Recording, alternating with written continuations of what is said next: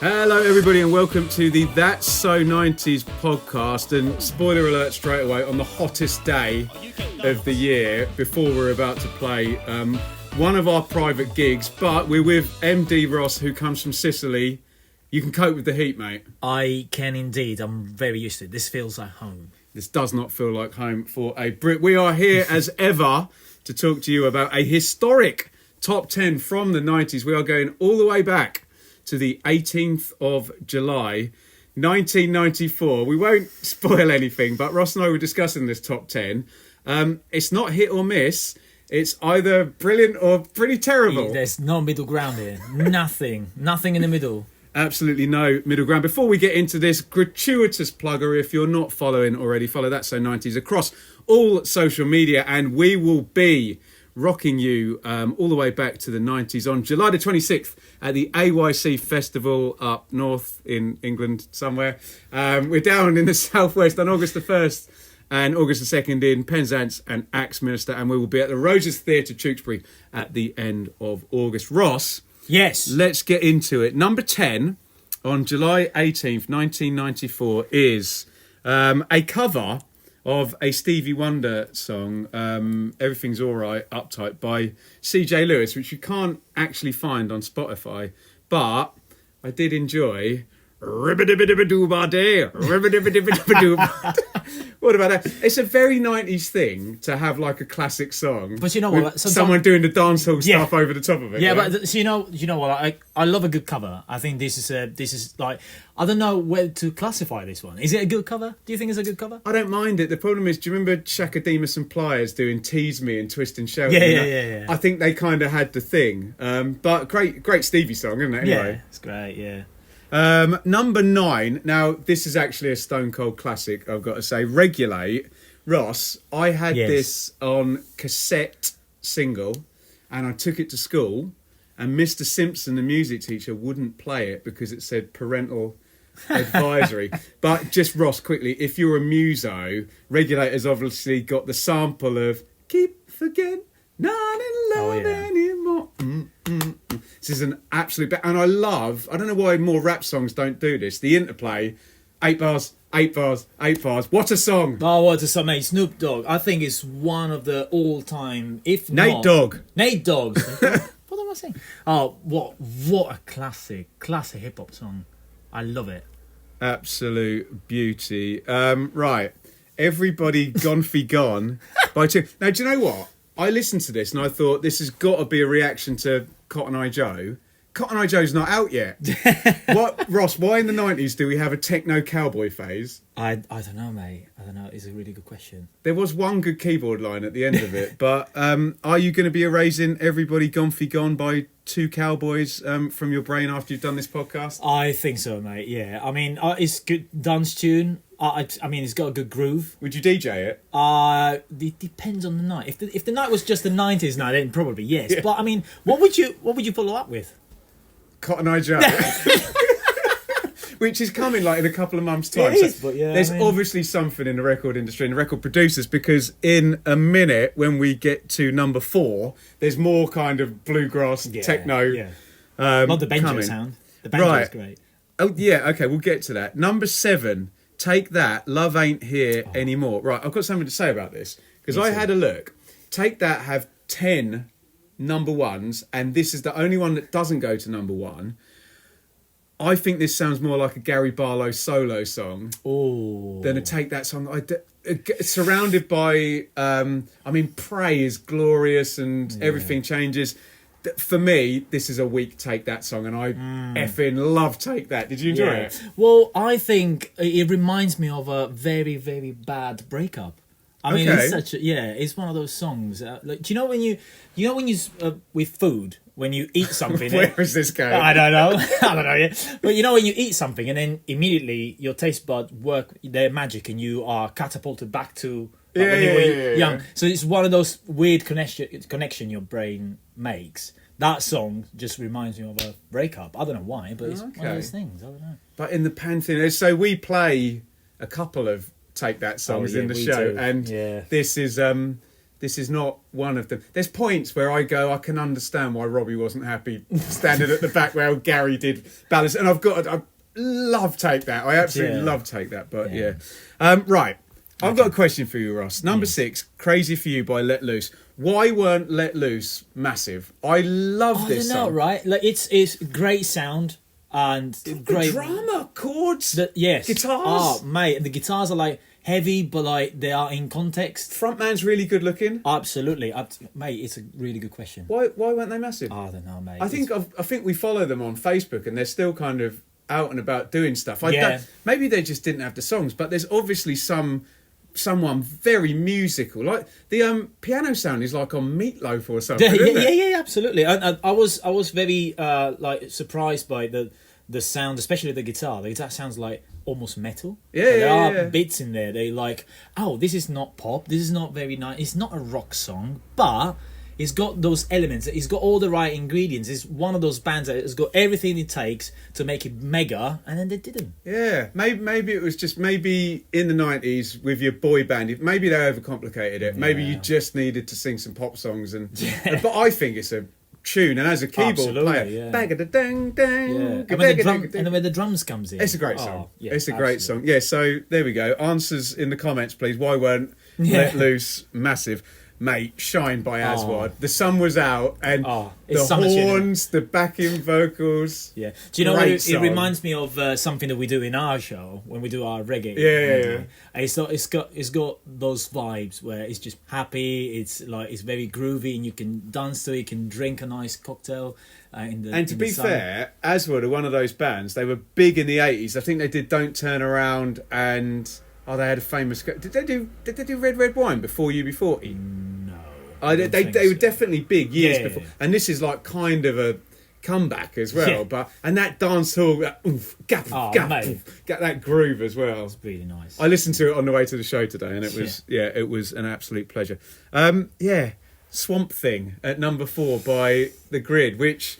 I can get that you can see dance music starting to happen, but again, like bluegrass, banjo, Cotton Eye Joe. That's what I'm saying earlier. Like there are sounds in those tracks, especially like the dance tracks, where I think that was a great era to experiment with sounds and all that. So they decided to put a banjo, right. and it worked, didn't it? Like it's like you hear the song, it's like, oh, I know what song is that? Because it's the banjo sound. It's incredible. Yeah, it's crazy how all this different sound make a great tune. And there's probably no coincidence. The record industry is small. Why there's all of a sudden 3 bluegrass techno songs at exactly the same time. Yeah. Number 3, Meet the Flintstones by the B-52. So the B-52 is famous for Love Shack. I think they're quite a hipstery band when you dig into their back catalog. This is just all about a big summer 90s movie with... John Goodman, who I like very much. It's Fred. Yes. I mean, it feels very clinical and right. We need this for the Flintstones. Yeah. Meet them, and I just don't like it. You didn't like it? No, I mean, I love the Flintstones theme tune. Yeah, that's it. But I always like try to sing along to the brass sound. Do you know what I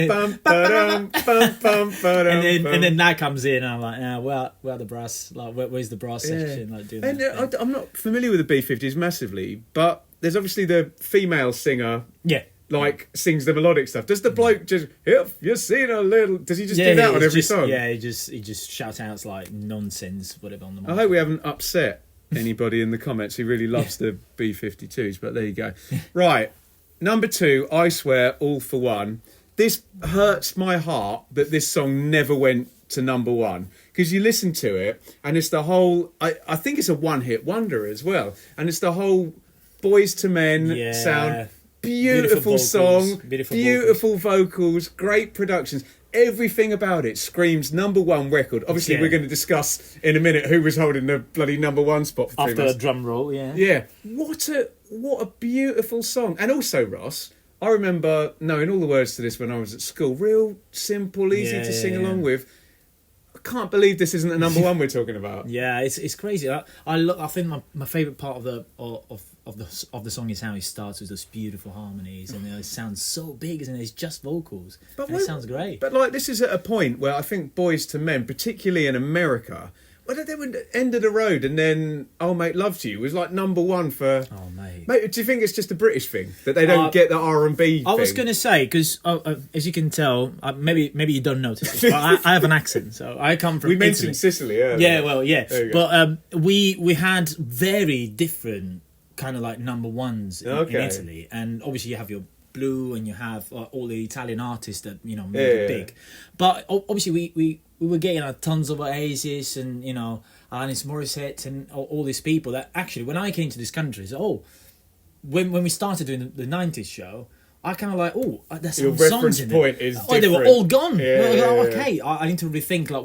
what is a good tune sometimes, because most of the music didn't make it to Italy ever. No. So I went through this journey of finding out all those great songs that made it to the top 10 in the UK but never made it to the top 10 in Italy. So it's been great, and this is one of those songs I didn't even heard of before. I swear. No, one hit wonder for sure. That's it. But and let's be honest, in any other time, okay, I know there were 3 massive long number ones in the 90s, and they happened to release their song at the same time as one of them, didn't they? Yeah, great song, love it. Right, are we ready? Well, this is a bit difficult because hopefully we're going to do these podcasts with members of the show and guests and whatnot, and we don't want to. There's going to be lots of opportunities to talk about certain songs, especially if they're number one, for 16 weeks. Was this how many? Can you say that again? 6. Ross loves the way I enunciate when I talk during Netflix. Netflix. So we're talking about "Love Is All Around" by Wet Wet Wet. Was this a hit in Italy? Oh yes, it was. Yeah, it was a commercial. That's really? How we all found out. Oh, that's a nice song. It was a commercial. I can't remember. Maybe ice creams or I don't know, mate.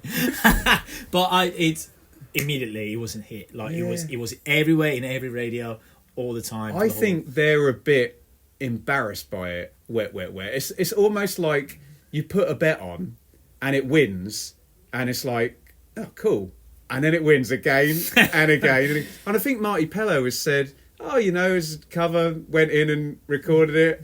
But again, so many of these 90s songs, when you attach it to a movie... Yeah, that's it.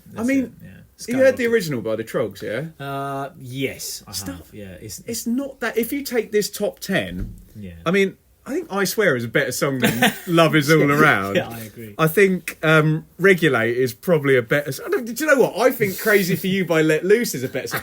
But the whole package of Wet, Wet, Wet, and they're another one that had hits in the 80s, but when you actually look at the chart history, they were massive, and I think it's the right movie, the right song, and it came out at the right time as well, like where and he was sexy, wasn't he, Marty Pello, with the long hair? Yeah, he was. But it was number one for 16 weeks for a reason, and they discontinued it in the end.